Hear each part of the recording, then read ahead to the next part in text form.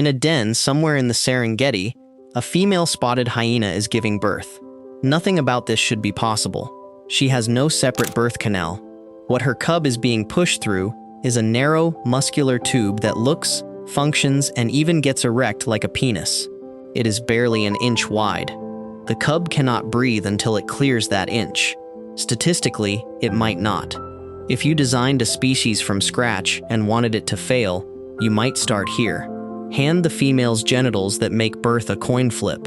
Then throw in cubs that come out of the den already armed with teeth, ready to kill their own littermates. Stack a body plan that reads like a rough draft nobody proofread, and somehow, against every one of those odds, you'd end up with the most successful large carnivore on the African continent.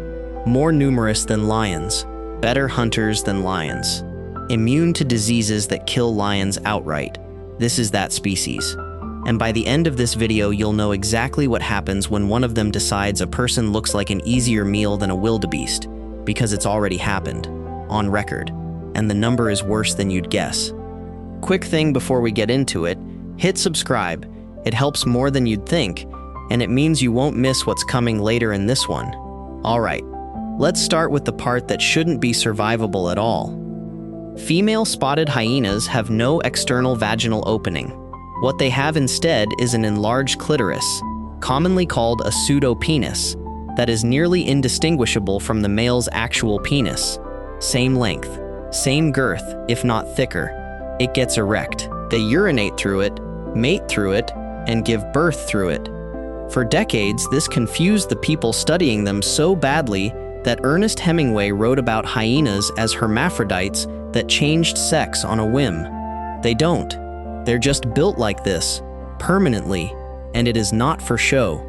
Here's what that means at the moment of birth. The cub has to pass through a canal, roughly the width of a finger, one that's proportionally longer and narrower than almost any other mammals. For a first-time mother, the tip of that structure hasn't opened yet. It has to tear. That tearing is slow and it's violent, and somewhere between 9 and 18% of first-time mothers die from the complications, usually bleeding or infection. The cubs fare even worse. Up to 60% of firstborn cubs suffocate during that same passage, running out of oxygen before they clear the canal. So why would evolution keep this? Because in hyena society, looking and acting like a male is a genuine advantage. The females carrying the most androgens, the hormone family behind masculine traits, are also the most dominant, and dominant females raise more surviving cubs. Nature doesn't select for painless, it selects for whatever wins.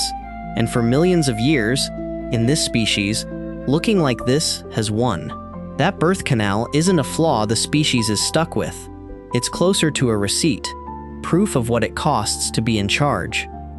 And it turns out childbirth isn't the only place dominance gets ugly here. We'll get to what happens to people who cross a hyena clan later, because there's a very real, very documented answer to that.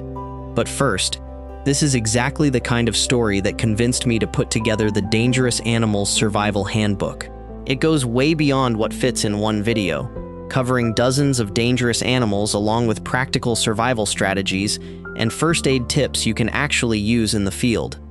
If you want a copy, scan the QR code on screen now or grab the link in the description. Now let's get into how this species runs itself.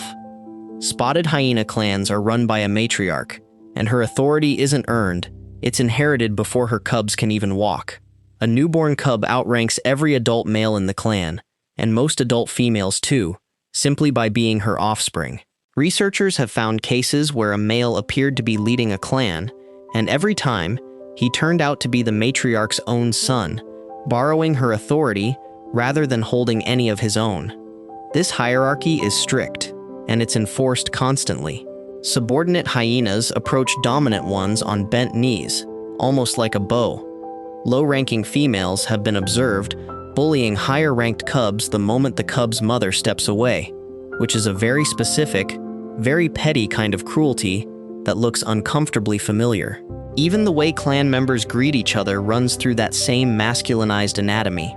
Two hyenas will raise a hind leg and inspect one another's erect pseudopenis. a ritual that shows up constantly in field studies of this species, and that researchers read as a check on where everyone currently stands in the hierarchy. Clans can hold anywhere from 10 members to more than 80, and inside them, hyenas track something most animals never bother with. Not just who's dominant, but who's allied with who, and how those alliances shift. That tracking ability turned out to be worth testing properly. In 2009, Duke University researcher Christine Drea ran captive spotted hyena pairs through a cooperation task. 2 ropes, 10 feet apart, that had to be pulled in unison to release food. No training. The first pair solved it in under 2 minutes. Experienced hyenas were later observed helping inexperienced partners figure it out. When chimpanzees are given comparable cooperative tasks, they typically need extensive training first. Drea's conclusion, published in Animal Behavior, was blunt. On this specific kind of test, hyenas simply out-cooperate our closest living relatives. None of this fits the version of hyenas most people grew up with, but the brains were never the problem. The problem, if you can call it that, was the body, and the body turns out to be doing something even stranger than the mind. A spotted hyena bites down with roughly 1,100 pounds per square inch of force. For comparison, a lion manages around 650. That difference is the whole reason hyenas can do something lions physically cannot: eat bone, not gnaw around it, consume it, completely, marrow and all, leaving behind only hair and horn, because those are keratin, and nothing can break that down. Where a lion or a leopard has to abandon a carcass once the meat is gone, a hyena clan finishes the job. That bite force isn't wasted either. Researchers studying feeding hyenas have recorded a single clan, roughly 35 animals working together, strip an adult zebra, an animal that can weigh over 450 kilograms, down to almost nothing. Bones, hooves, the works. But eating bone marrow, blood, rotting carcasses that have been sitting in African heat for days should be a death sentence on its own. Carrion is one of the most efficient ways to pick up a fatal infection in the animal kingdom. And yet Kay Holkamp, who has studied spotted hyenas at Michigan State for over 2 decades, found something her team didn't expect. These animals appear resistant to diseases that regularly kill lions and wolves outright, including rabies and canine distemper. Nobody has fully explained why. What's clear is that a body this exposed to pathogens simply isn't dying from them the way it should. Here's the pattern worth sitting with. Every place you'd expect this species to be vulnerable, it's instead absurdly overbuilt. The birth canal should be a bottleneck. The diet should be a death sentence. Somewhere in this animal's design, every liability got paired with a wildly disproportionate advantage. And nowhere is that more obvious than in the one stereotype that's followed hyenas the longest.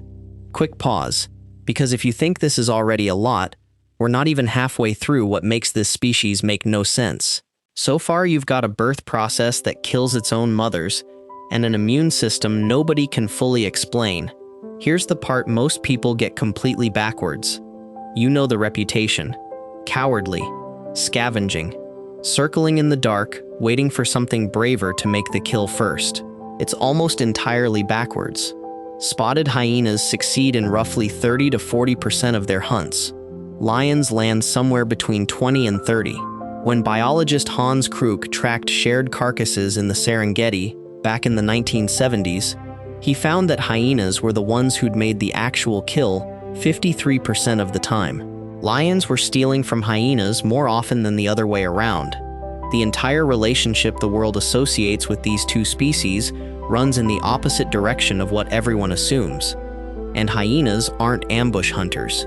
They're endurance predators, capable of loping along at speed for miles until whatever they're chasing simply runs out of body. It's not a fast kill, it's a long one, and it works, because almost nothing they target can outlast them. And this hunting ability is a huge part of why the numbers look the way they do.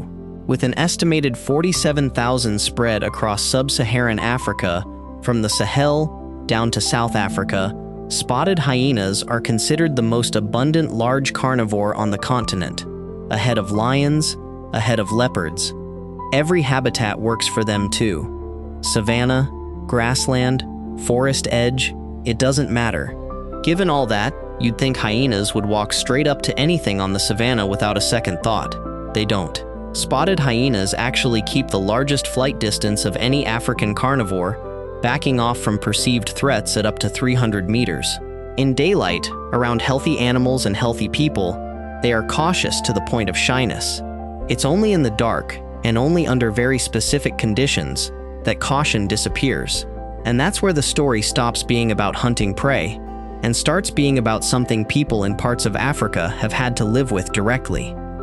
In the Ethiopian city of Harar, hyenas have lived inside the city walls for at least 500 years. Since at least the 1960s, local men, known as hyena men, have hand-fed them nightly, a tradition rooted in the belief that it keeps evil spirits away from the city. In return, the hyenas clean up waste that would otherwise draw disease. It's one of the only places on Earth where humans and a large carnivore have built something close to a working partnership. That is not the whole story. Spotted hyenas have a documented history of targeting people who can't defend themselves, specifically the sick, the very young, and those sleeping unprotected outdoors.